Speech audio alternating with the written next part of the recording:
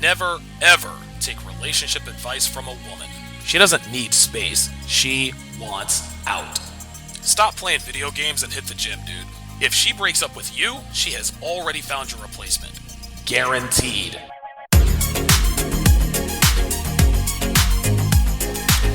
What's up, guys? It's your man, Donovan Sharpe, and welcome to the 335th edition of TSR Live, your morning red pill cup of truth, wisdom, and awareness. We are presented by 1821manmade.com, your one-stop shop for all of your beard grooming needs. Let's get right to it. Two things most people either own or are familiar with are cars and computers. These are two of the best-selling products in world history as far as units and dollar figures go. People are always going to buy cars. People are always going to buy computers. That's an open secret.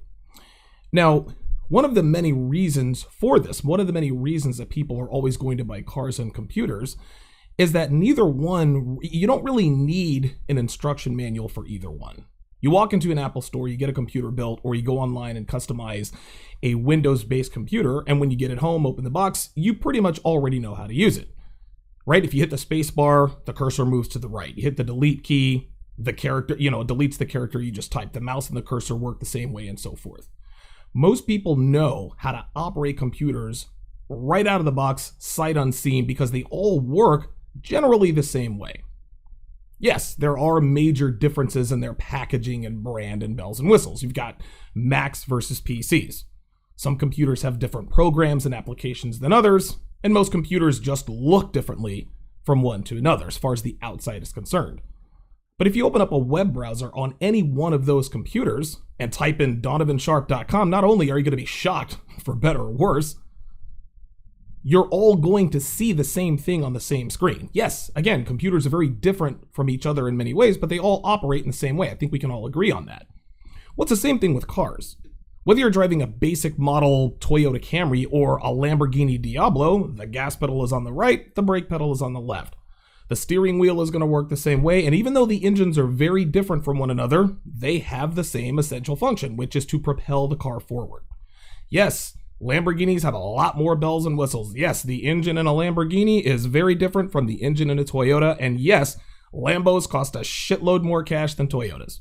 They are very different from one another, but they operate in the same way.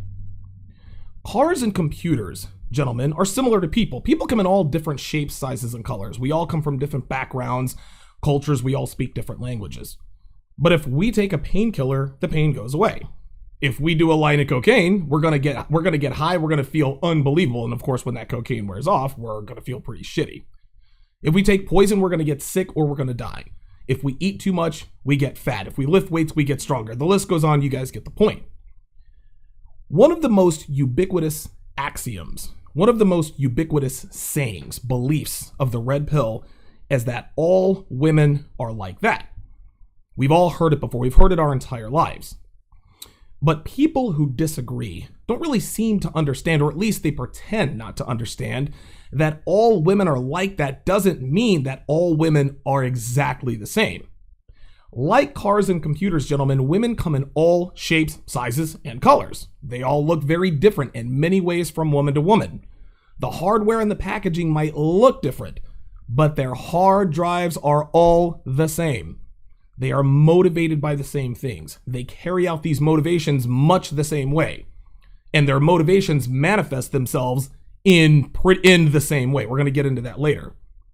So today and tomorrow, guys, I'm going to break down the not all women are like that fallacy. I'm going to tell you guys why all women really are like that. And I'm going to tell you, and I'm actually going to do that in a few ways. Now, today, I'm going to discuss branch swinging and hypergamy, which are two of the most prominent AWOLT behaviors that women engage in. Then I'm going to disprove the not all women are like that by talking about two elements that unequivocally negate this fallacy. My opening rant is brought to you by Happy Hippo Herbal, some of the highest quality kratom on the planet. Happy Hippo Kratom will give you an energy boost, laser focus, and increase your productivity, all without caffeine. Go to happyhippoherbals.com now and save 20% when you pay with Bitcoin. That includes your shipping, gentlemen. It is Monday, September 24th, 2018. Listen, man, week 3 of the NFL was absolutely crazy.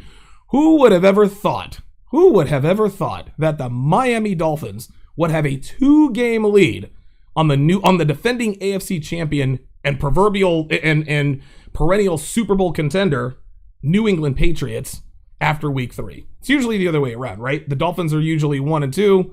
Patriots are usually 3-0. But it appears that there's been a little bit of role reversal. Yes, the Miami Dolphins are 3-0. Miami J in the chat says, fins up. Hey man, listen, take nothing away from them, man. They've had 3 good wins. They've had 3 impressive wins. More shock. Listen, we had a lot of upsets in the NFL yesterday. The Bills absolutely dump trucked the Vikings. Nobody saw that coming. Bills quarterback Josh Allen, he played out of his mind. I mean, dude, he's jumping over defenders, running in for touchdowns, showing that athleticism. Nobody, and you know what's funny? Even though nobody could have seen the Bills just destroying the Vikings, listen, man, every year, 2 or 3 times a year, you are just going to have that anomaly game. You're going to have a team who has no business being on the same field as another team, beat them 44-6. Every year, we get the Browns 44, the Patriots 6, right? You get the 49ers beating the 49ers beating the Green Bay Packers 30-0. It just happens. And speaking of which, the Washington Redskins upset the Green Bay Packers yesterday, and during that game, and this is definitely going to be much discussed throughout the week, Clay Matthews got flagged for roughing the passer again. If you guys go and watch the replay, Clay Matthews wraps up Alex Smith, he sacks him, and right at the end, he literally tries to roll off, and you can see him trying to pick his hands up to show the ref, see, I'm not putting my body weight on him. Flag, unnecessary roughness. That's that body weight thing again. And Clay Matthews, of course, he's incensed. Mike McCarthy looked like he was going to kill the referee.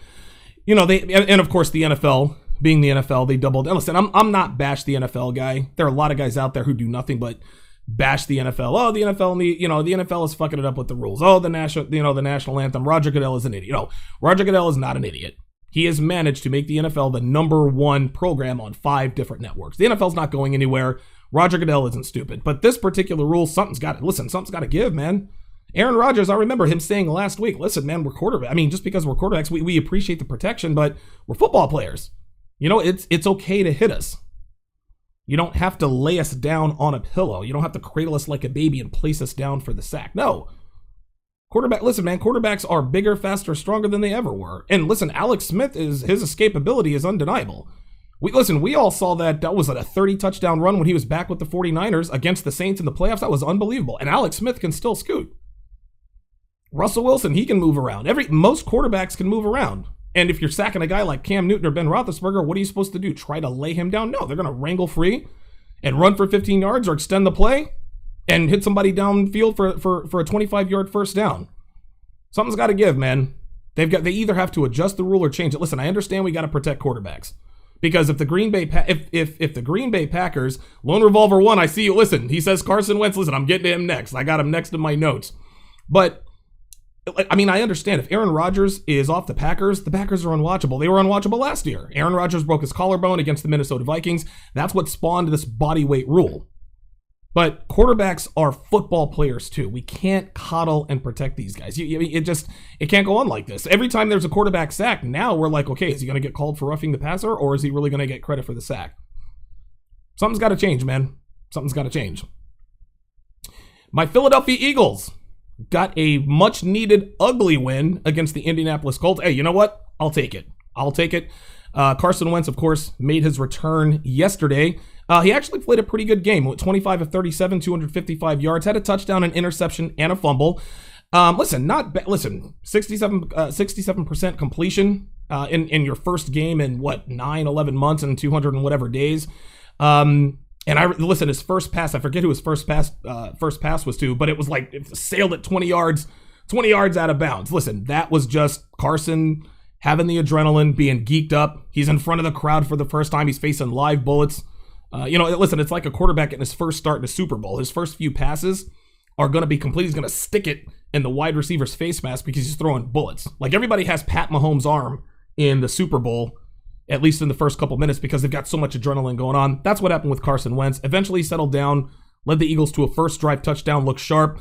Now the Indianapolis Colts adjusted and they pretty much stymied our offense pretty much for the whole game after that. We managed to kick a couple field goals. Then the Colts had a 16-13 lead, and then the Eagles do what the Eagles do. We went on an 11-minute drive that took up just about the entire fourth quarter to salt the game away.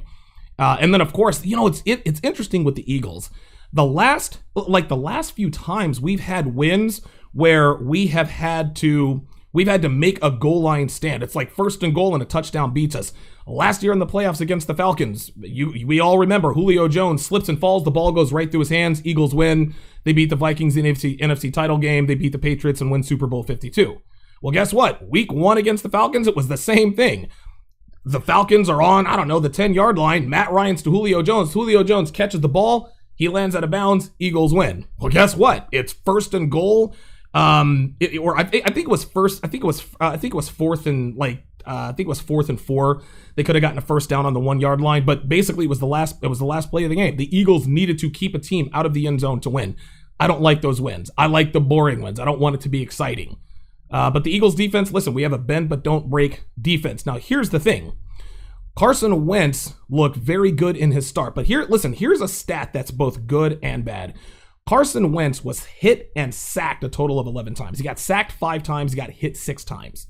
That is good and bad. The reason why it's bad is because we've got one of the best offensive lines in football, and we did not look like it yesterday. And listen, you got to give credit to the Indianapolis Colts because, listen, Frank or whoever the defensive coordinator was came up with an unbelievable game plan. I mean, after Wentz shredded him, on that first drive, I mean, we looked like we were going to roll. That Colts defense, they adjusted. And they stopped the Eagles time after time. We had to settle for field goals. So give credit to the defense of the Indianapolis Colts. But dude, we've got Jason Kelsey, Jason Peters, Lane Johnson. We have one of the best, if not the best, offensive lines in football. We didn't show it yesterday. We got to shore that up. However, the fact that Wentz was hit a total of 11 times and he's still upright, listen, that proves he's 100. Listen, that's good. He got hit and sacked a bunch of times, didn't affect him. Also, if you watch the game, his escapability, he's doing the same Houdini act. He's cutting left and right. He trusts that left knee. Wentz is back. He's 100%. Yeah, there was a little bit of rust, but he looked good. He looked really good yesterday. And he's only going to get better. Listen, he was last year's MVP before he got hurt against the LA Rams. He was second. Listen, the only guy who had more touchdown passes than him all of last year, I think, was Russell Wilson. And Wentz, he was out for the last 3 games and, of course, the playoffs. Listen, it was ugly. It was rainy here in Philly, but we got the W. That's all that matters. The Patriots lost to the Lions. And listen, man, I don't know what New England is doing lately, man. They traded their left tackle to the New York Giants. I forgot who that was. They traded their left tackle. They traded Dion Lewis to Tennessee, who is looking better in Tennessee. He's getting all the carries Derrick Henry isn't. They traded Brandon Cooks, who looks better I think he's in LA. But word on the street is that they tried to trade Gronk. They wanted to trade him to the Lions.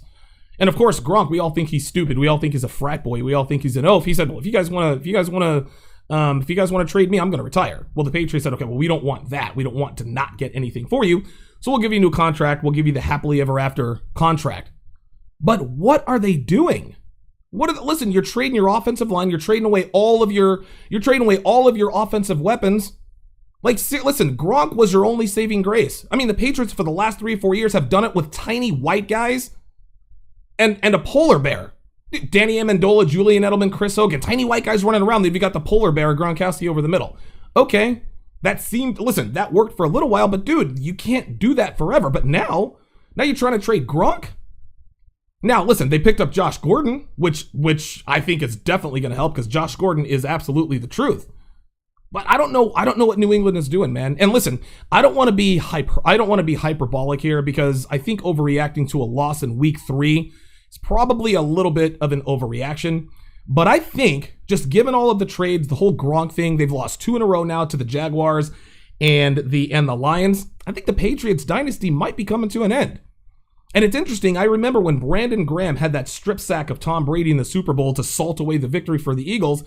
I remember watching Brady on the field, like he's down, he's on his knees, and he kind of put his head down, he kind of shrugged his shoulders and let out a deep breath as if to say, oh, you know what? It's been a good run. Maybe I'm reading too much into that, but, and listen, I don't want the Patriots dynasty to be over. I'm not a Patriots hater. I mean, dude, we're 1-1 against the Patriots in the Super Bowl.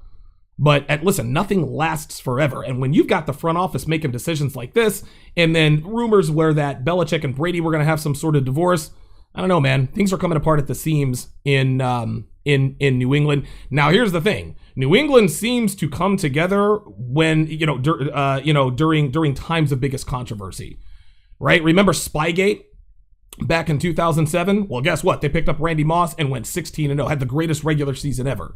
Of course, they were upset by the Giants in Super Bowl 42, but they dominated everybody. I think their average margin of victory is like 14 points. So, dude, Randy Moss, Wes Welker, Gronk wasn't there yet. But, dude, that was a super team, 16-0. Then, back in 2013, I think it was, they got boat raced by the Kansas City Chiefs on national TV. And everyone said, oh, the Patriots dynasty is over. You know, you're the big bully on the block. You're weak. Everybody knows it. That's it. It's over. Well, guess what? They ended up winning the Super Bowl that year, Super Bowl 49, thanks to the call, Russell Wilson, throwing the interception to Malcolm Jenkins to salt that away. So, listen, we all said, oh, the Patriots dynasty is over. The Kansas City Chiefs, they owned them, but the Patriots won 2 more Super Bowls. Since then, they've gone to 3 more Super Bowls and have won 2 of them. So, listen, while guys might say, hey, the Patriots dynasty might be coming to an end, I don't know, man. It's usually times like these where New England goes off on like a 10-game winning streak. Brady wins the MVP. They get the number 1 overall seed. Then they end up playing 2 lackluster teams in the AFC, and then they get to the Super Bowl again. That's how that goes. Another quick topic. I posted something on social media yesterday. Devin is getting... here's the thing. So you guys all know I like tan lines. Look, dude, there's nothing hotter to me than sexy, slinky tan lines. And listen, I had a porn addiction for years. That's probably what that came from. The way I make Devin look is probably some sort of manifestation of porn. So I don't jerk off to porn anymore. I just make Devin my porn star. She dresses like my porn star. She has a porn star body. I make her get tan lines. But tanning is very bad for your skin. And I want her to stay looking good for as long as possible. So yesterday, we tried spray tanning, right? Went to the tanning booth. She put on the slinky bikini, like it's a new bikini, new bikini. We're going to try new tan lines or whatever because I wanted to see something new. And it worked like a fucking charm, dude. 1 spray tan looked like the equivalent of 3 weeks in the tanning booth. Like instantly. Dude, beautiful, sexy, slinky tan lines just like that. Was unbelievable. Now, who paid for that? I paid for that. And I said all that to say this, guys.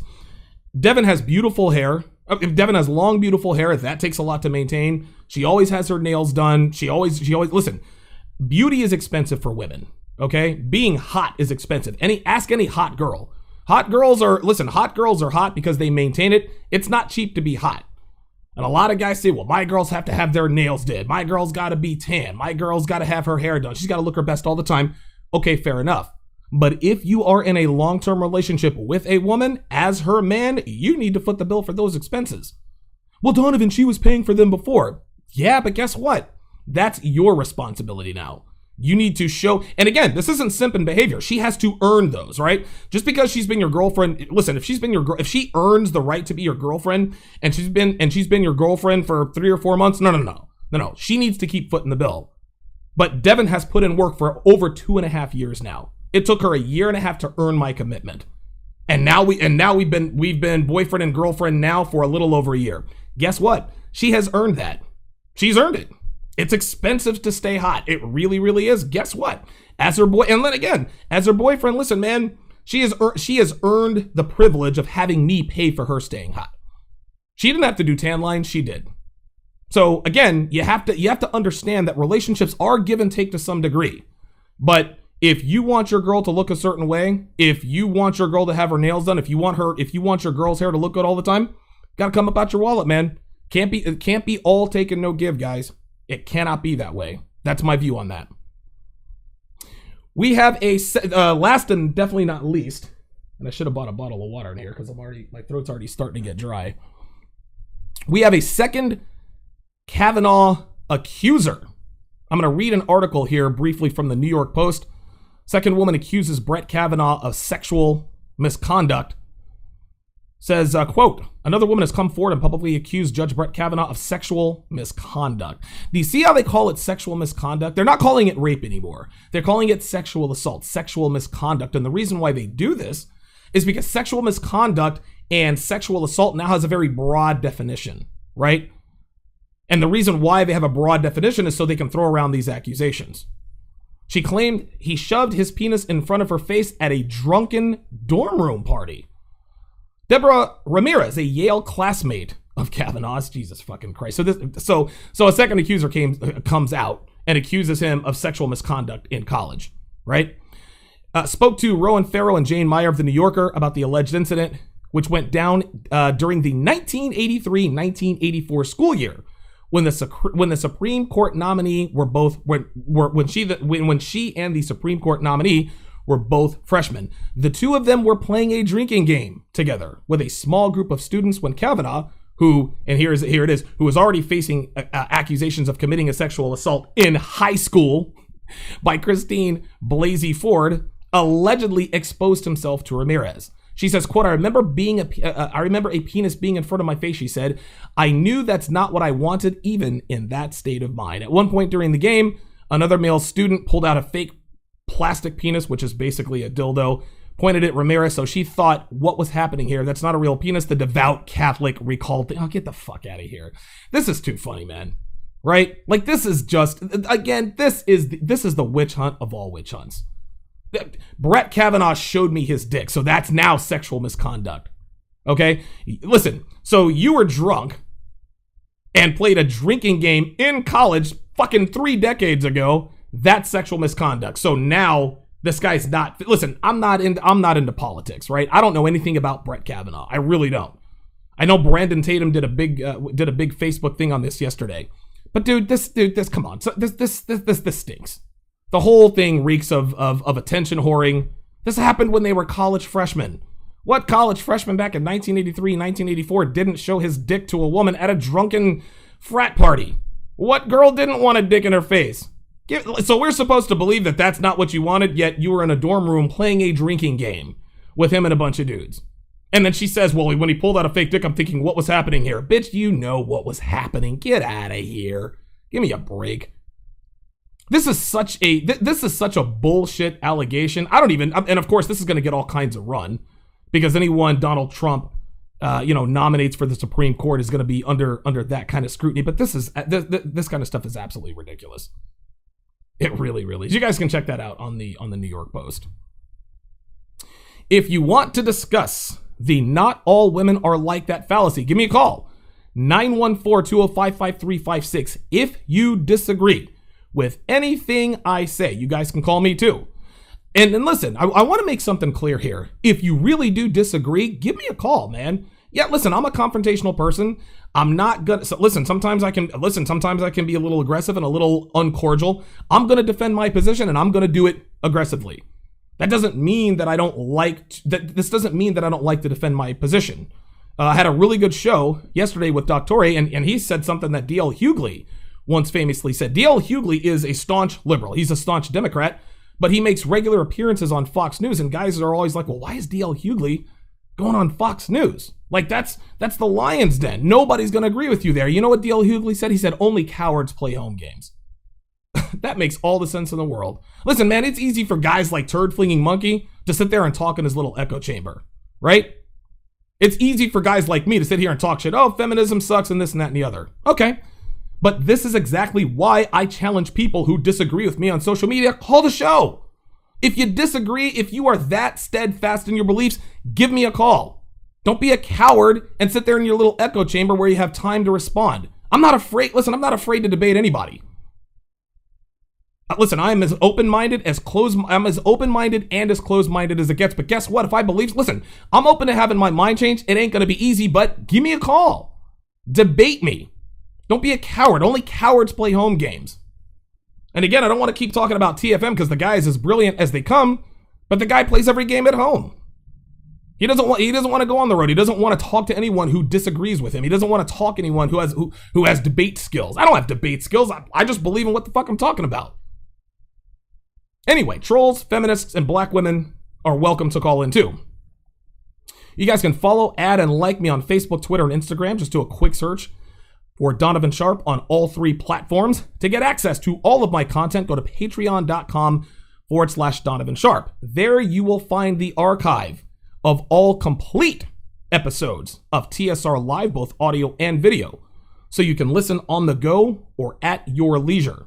Now, you can watch my show live on weekday mornings at 10 Eastern, 7 Pacific, but if you want to be able to rewatch or re-listen to the episodes in their entirety, the entire episodes, less than 17 cents a day is all it takes, gentlemen. If you guys like what you hear, if you get something out of my content, and you want to contribute, to the show, you can donate through my Streamlabs link. That is www.streamlabs.com/Donovan Sharpe 1. And of course, I'm trying to put the link in the description. And of course, I don't have the real link. I don't have the HTTP. Again, that's www.streamlabs.com/Donovan Sharpe 1. And again, that's the number 1. Every little bit counts, guys. $5, $10, $100, $1,000, 50 cents, doesn't matter. Every little bit counts. If you are listening on SoundCloud and you want to learn and if you want to learn about the not all women are like that fallacy, go to head on over to donovansharpe.com or patreon.com/Donovan Sharpe. Again, if you are listening on SoundCloud and you want to hear about the not all women are like that fallacy in its entirety, donovansharpe.com or patreon.com/Donovan